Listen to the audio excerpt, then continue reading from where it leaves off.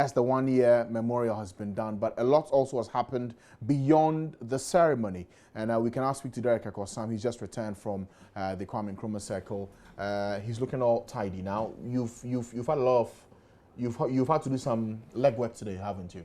Yes, I have had to a lot of that. Shuffling between the memorial ground, ground zero, and then the church where we had the memorial service. I've had to go up and down of that. But let's zero in on ground zero. Okay. When I got there this morning around 6 a.m., they were trying to set up the place. They had decorated the place with some red and black cloths, and then the national colors were there as well. The tents were just being set up for the place for the ceremony. Realized that they were actually not prepared for the ceremony today. Oh, they weren't? Yeah, they weren't. They did the setup and everything this morning. They had to fill some potholes this morning with gravels to ensure that when the president gets there, it will be safe for use. You also realize that, you remember somebody put up a miniature there to tell people that this happened here last year. Mm-hmm. So there were people who had gathered there to see what was going on. Some others had also come in wailing, crying, because they had lost some family members last year. Mm-hmm. And so later on, we had NADMO officials, security officials also coming there to survey the place before the president would come, and then the wreath laying and all of that would take place. And then later on, after the memorial service, they came along to lay the wreath. We actually had somebody representing the victims, those who lost their lives. But that person actually survived, but she represented those who lost their lives. She came there to lay the wreath as well. And after that was merrymaking. You don't... No. It was merrymaking. Today is a very sad day. Don't do this. It was merrymaking. What do you call merrymaking? After the wreath laying and all the dignitaries had left, the police band played live. So it was a live band music there. So somewhere around 1 p.m. And you should see the people dancing.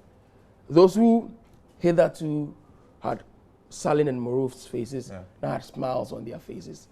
And they told me, well, after all, in the past year, then life goes on.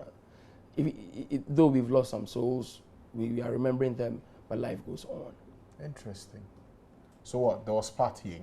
Yeah, there was partying after everything had happened. After the walk through the streets, survivors were dancing? Yes, the survivors were dancing, and those who had lost family relatives were also dancing. In as much as they were sad, you could still see smiles on their faces. They were enjoying the live band music from the Ghana Police Band. Okay, now let's stay with the survivors for a minute, because yes, the ceremony has been done, the aesthetics has been shown, we've all seen it. But for the survivors who came today, did they tell you what they were expecting, what they want after today? For most of them, they were hopeful that this will not happen again. But they were also pessimistic because, according to them, the steps that needed to be taken to ensure that the city does not flood again have not been taken. The mayor says we've dredged the Odo, we've dredged the Korle, but I mean, he himself said it's 45% done. That means we have a little over 55% to cover. To go, yeah. It means that a majority of the work is yet to be done. And so the questions on the minds of these people were when this would be done. Mind you, last week it rained. We all know what happened in areas close to Circle. And all these areas have their drainages linked to the storm drain. And so, in as much as they were hopeful that this will not happen again, and they were glad that they had survived, they were hesitant in saying that it's all over.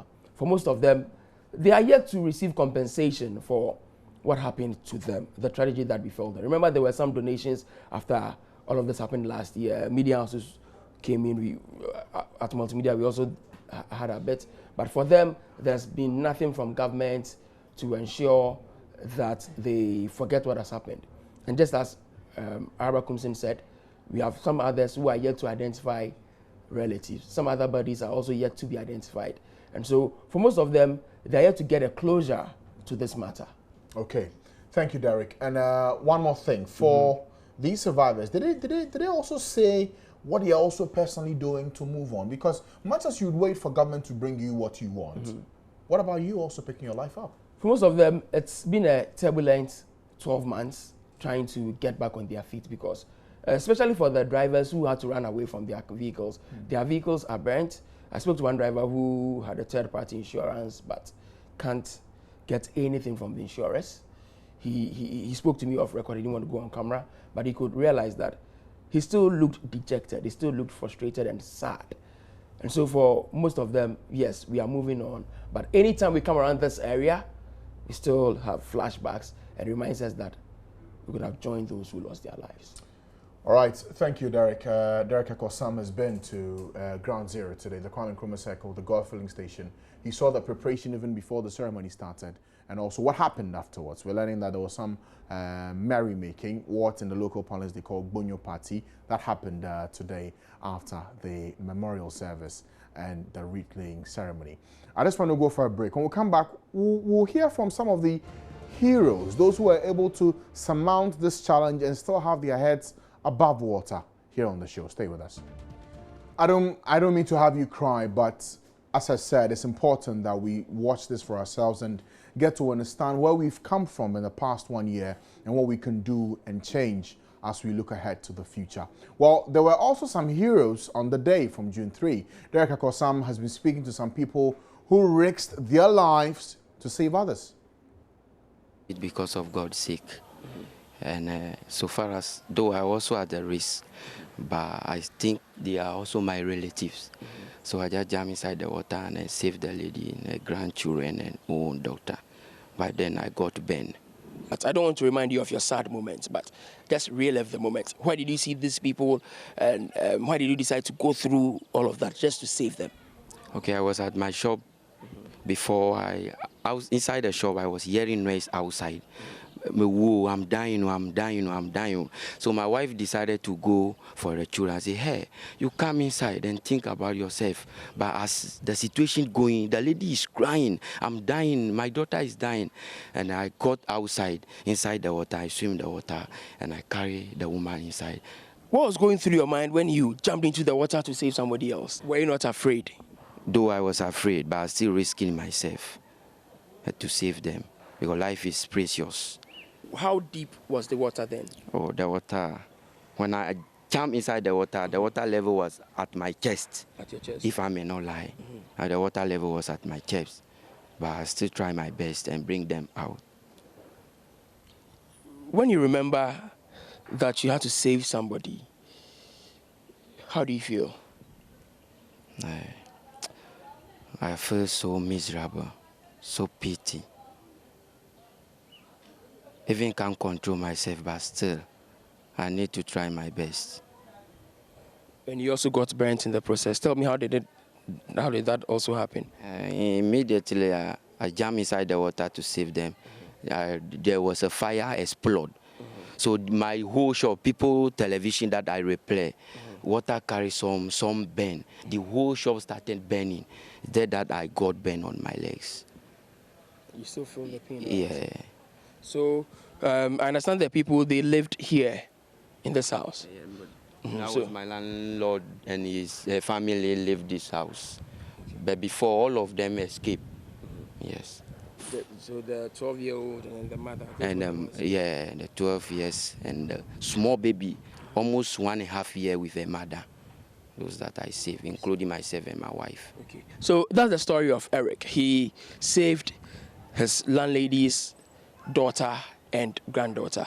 I want to speak to the woman whose relatives were rescued so she can corroborate this story for me.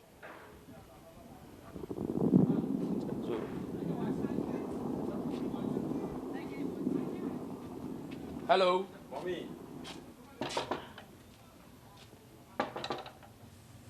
So sorry to have barged in on you just like that. Do you remember that guy? Yes. You remember him? Yes, I know him. Okay. What do you remember him for? I remembered when we had a flood. That was last year. He saved my daughter and the child. When you say saved, what do you mean? After the explosion, we all jumped into the water. And she sitting on a root got scared, and she also jumped into the water with the baby and was taken away. And he, hiding somewhere, saw that a baby and a mother was going to die, and he went out to save them. At what point did you realize that he had saved your daughter and your grandchild? That was after rescuing myself on the wall. There I realized I was with my family. And I started asking, where are the children? Where are the children? And to me, I knew if the flood is over, I will saw them dead in the house. But my God so good. Through him, he saved them.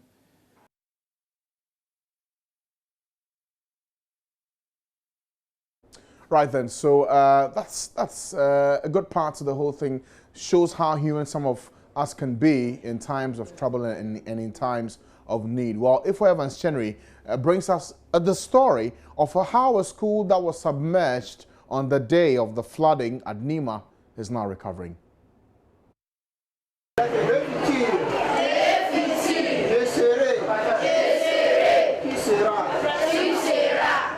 I'm here at the youngster school at Nima, which was not spared the wrath of last year's flooding. Students had to live with family members and friends from adjoining communities. Headmasters of the school, Glenfield Felix Tay and Macaulay Muslim, said the school is still counting its losses a year after the floods. There's a big gutter behind the school. So the gutter became flooded and then spilled over onto the compound. We had then wooden fence. It broke the wooden fence and then entered the classrooms. Those classrooms here broke into the classroom, removed all the chairs and the desks, and then went on through this way, and then went through with all the chairs and tables out of the compound. It was that serious. The wall behind this building all went down. I was on the compound then. By the time I came out of my office, the water was up to my waist level. They were here studying. They would have stayed probably up to 8 p.m. In fact, that was the more reason why I also stayed behind and I got caught up in the flood. I ensured that they all left here because when I saw the situation, I quickly dispatched all of them, and so actually they didn't witness any of the destructions that we saw that night. Final year students of the school are expressing mixed feelings. Last year was really bad. It was really, really bad, you know. Last year some candidates lost their parents, and this year, actually I'm hoping it will be okay this year because last year was really scary. I'm not scared because it's just something that we are supposed to forget and move on in life. June 3rd is going to repeat itself again. Since it actually happened in Circle. Circle was the main place in which many people died and the rest. When it happened, it destroyed many lives and we were supposed to clear the gutters, but it didn't happen. So I think this year, June 3rd will repeat itself. I'm still here at Nima, close to the gutter that overflowed onto both sides of the road last year, June 3. It came all the way here, broke the walls. So this is actually a new wall you're seeing over there built by the school. What measures are we putting in place to ensure this does not occur again? Reporting from Nima, Ifo Evans Chenery for Joy News. Now, we have been speaking also to some victims about how they are coping 1 year after the disaster.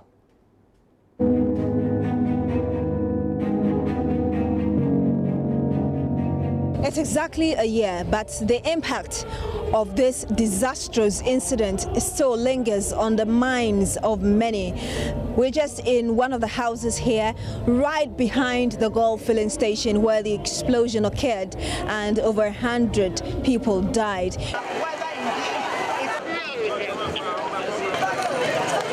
It's a big house here, a number of rooms, parts of it a story. You can see that the windows here have also been partially bent, and it seems nothing really has changed. It's as if the incident happened about yesterday, because the signs of this unfortunate incident are still very visible. So we have the owner of the house here, Joanna Donko. I was cold when I came, the place was filled up. and the fire has burned the whole place like this. And my brother, who was ill upstairs, nearly got burnt too. He was carried away from this place to the other side before he was able to leave. And people came out to collect all the benefits that were given to people here, but the people in the house did not get anything. So you're trying to say that up till now you have not received any help from government? I say anything about our house. That is rotting. Prior to this incident, I can see the visible signs of the marks of the flood as well as the fire, the smoke on the walls of this house. Prior to this incident, how many people were living in this house? We were about 4 families living in this house, but with children and so, but I can't tell you the number of children. And as of now, what has happened? They have all moved. They were tenants. They have all moved. So they left us with our rotten house. We don't know. Now we are getting no income in the house. So a year on, what has changed in your view? Nothing so much. Nothing has changed. So if you say nothing has changed, what exactly? Hold on. We needed help. Needed help. Nobody has asked how we are managing to keep this house up or have our children living up there. So now we don't know how they are going to manage with all this. Their father died, but before he didn't die of the flood or fire, but he was ill. I think the sickness from the fire and the flood got him and he died. So he died shortly after the incident. Yes. Was he in here when it happened? Yes, he was here, and his children carried him. He was here, and his children carried him across the water to the other side of the street. Okay. That's what saved his life. He would have gone through the water too. Okote, you live in this house as well. I was born in this house. What has changed after this incident? Nothing has changed, because anytime little rain, it enters the rooms. Any little rain, it enters the room. So nothing has changed. So are you saying that the drains have not been worked on as was promised? No. We've seen them working on it, but we don't know why after they finish working on it, it will stop. We don't know. And Alfredo Van, he said that there's behind the electricity substation, there's a concrete wall there that prevents the water. You see, they've broken it down. So anytime it rains, then the water overflows and comes to this area. Now, this morning, he said they are working on this. So I wanted to go there and go and see whether they are working on that thing there. See? The law enforcement agency, they are trying their best, but I think this thing, they need to channel it to either the military. I think, yes, they should be giving it to the military to monitor that area, because if measures like prompt action is taken, somebody is caught by throwing off littering the street or the gutter, it should be whipped. If somebody is given 12 lashes without a fine, I think it will be enough. 1 year, we've seen that Accra will be cleaned.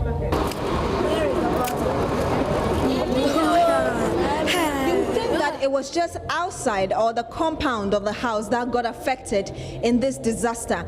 I'm within the corridor of one of the apartments within this house, and the smoke, the smell of the smoke is so strong. It's as if the incident happened just a few days ago. It's actually so blackened, the room. You'll see that the people have used their fingers to write on the walls within the smoke the dates of when this incident happened. And one is on the extreme right, getting to the door of this corridor, which is 03/06/15, exactly talking about the day this incident happened. To tell you that this incident is still fresh or on the minds of a lot of people, especially the victims of this particular incident.